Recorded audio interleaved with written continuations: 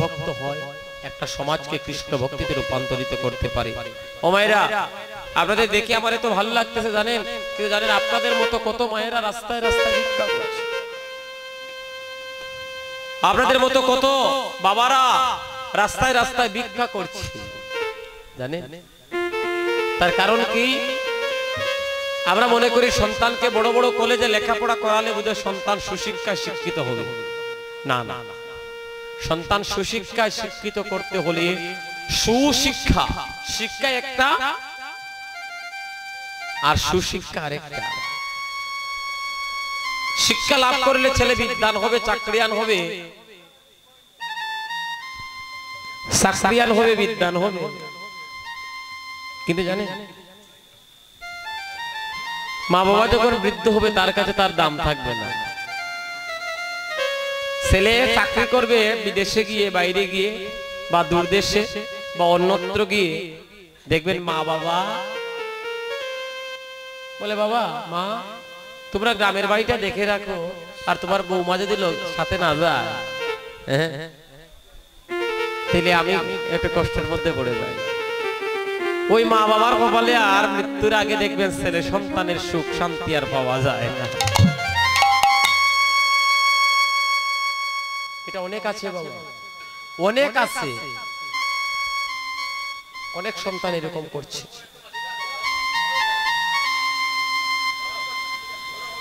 একটু আস্তে কথা হই না ঘরের ভিতরে ভক্তগণ। আমার পাশের বাড়িতে এক মা, একমাত্র ছেলে, বৃদ্ধকা, বয়স যখন বাড়ে মা বাবার একটাই চিন্তা থাকে সন্তানটা যদি একটু কাছে থাকে। ছেলে চিটাগাঙ্গে চাকরি করে গো, তো মায়ের বার্ধক্যকাল, অসুস্থ। আমরা পাড়া প্রতিবেশী যারা আছে তারা ফোন করে বলল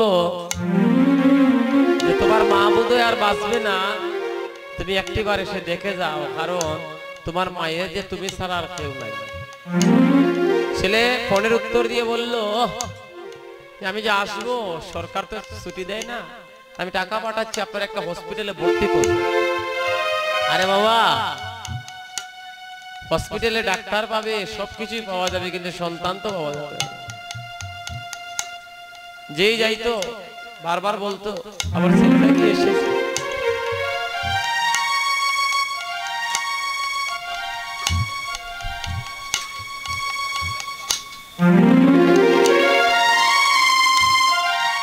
কেউ সেই উত্তর দিতে পারতো না, না আসতেছে, আসছে। এইভাবে বলতে বলতে হসপিটালের বেডের মধ্যে 3 দিন থাকতে থাকতে একদিন মা মারা গেল। এবার ছেলের ছুটি হয়েছে, ছেলে এসেছে, কিন্তু আসলে এমন এক সময়, যে সময় মা তার ছেলের মুখটা দেখতে চাইছিল। এই জগতের মা বাবা, এই জগতের যত মা বাবা আছে জানেন, এটা সন্তান জন্ম দিয়ে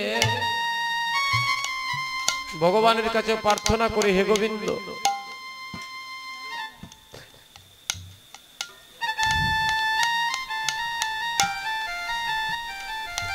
হে গোবিন্দ, যেদিন আমার বলতে কেউ থাকবে না, যেদিন প্রাণ পাখিটাই উড়ে যাবে, সেদিনই যেন আমার সন্তান আমার শিয়রের পাশে বসে একটিবার কর্ণমূলে মধুমাখা কৃষ্ণ নাম শোনায়। আর যদি কোনো মায়ের বদনে, কোনো বাবার বদনে যদি ছেলে এক বিন্দু গঙ্গার জল দিতে পারে,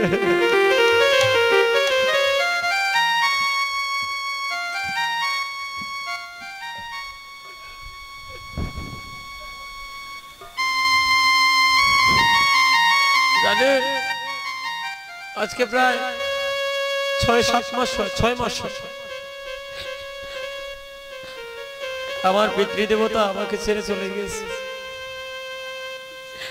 এই পাশের ঘরেই ছিলাম,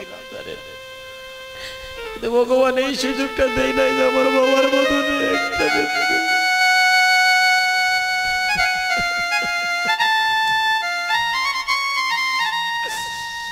একটা বিন্দু গঙ্গার পারি না।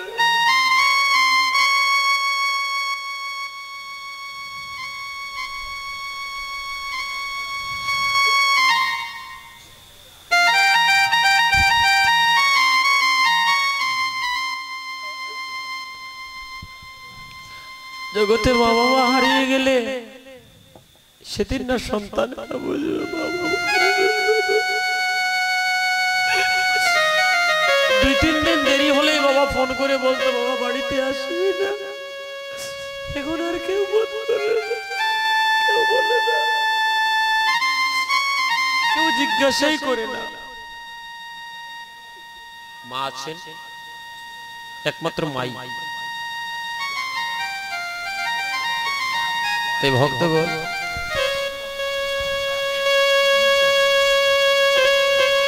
সাধুজন আমার মতো যারা যুবক বন্ধুগণ আছে, বাবার মায়েরা যারা, আপনারা যারা সন্তান পেয়েছেন, পুত্র সন্তান বা কন্যা সন্তানই বলে, ভালো স্কুল পড়া অবশ্যই পড়াতে হবে, কিন্তু যখন পড়াবে এখানে শ্রীমদ ভাগবত গীতা হাতে দিয়ে বলে বাবা এই গীতা গান না আস্বাদন করিও। কিভাবে জানেন? গীতার 18টা অধ্যায় নয়, এই জন্য অমৃতের সন্ধ্যা। আপনার সন্তান হবে কৃষ্ণ ভক্ত, আর কৃষ্ণ ভক্ত যদি হয় ভিক্ষা করে জন্ম কাটাবে। মা বাবার জীবনের শেষ দিন পর্যন্ত মা বাবার চরণ সেবা করে।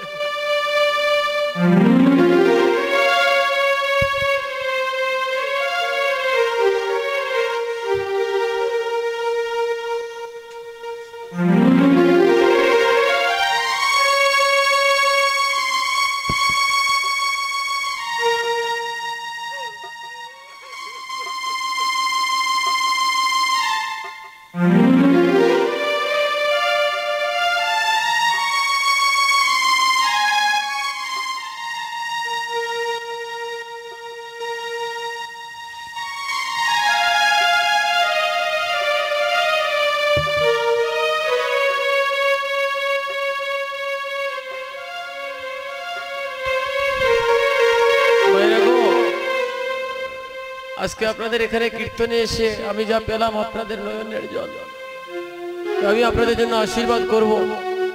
রাধারানী যেন আপনাদের শেষের দিনে আপনাদের নামের সাথে যেন প্রাণ পাখিটা নিয়ে যায়, যেন বদনে কৃষ্ণ নাম নিতে পারে। আপনাদের চরণে আমার এই নিবেদন। এই জগতের অমূল্য সম্পদ হচ্ছে পিতামাতা। আমার বাবা তো এই জগৎ ছেড়ে চলে গেলেন, আপনারা আমার বাবার জন্য একটু আশীর্বাদ করবেন। রাধারানী যেন তার রাধা কুণ্ড তিনি একটু স্থান দেন, এই আশীর্বাদটুকু আপনারা করবেন। আপনাদের চরণে আমার এই ভিক্ষা। আমি আমার জীবনে যত কীর্তন করেছি, যদি আমার কীর্তনের কোনো পূর্ণতা হয়, এই পূর্ণতা দিয়ে যেন আমার বাবার জন্য চিরমুক্তি হয়ে এই আশীর্বাদটুকু আপনারা করবেন। কোটি জন্ম প্রভু আমায় নরকে রাখুক, যাতে আমার দুঃখ নয়, আমার বাবার জন্য চিরমুক্তি হয়। এই আশীর্বাদটুকু করে আপনারা যদি আশীর্বাদ করেন, একটা উলুধ্বনি, একটা হরি বলের ধ্বনি করতে হয়।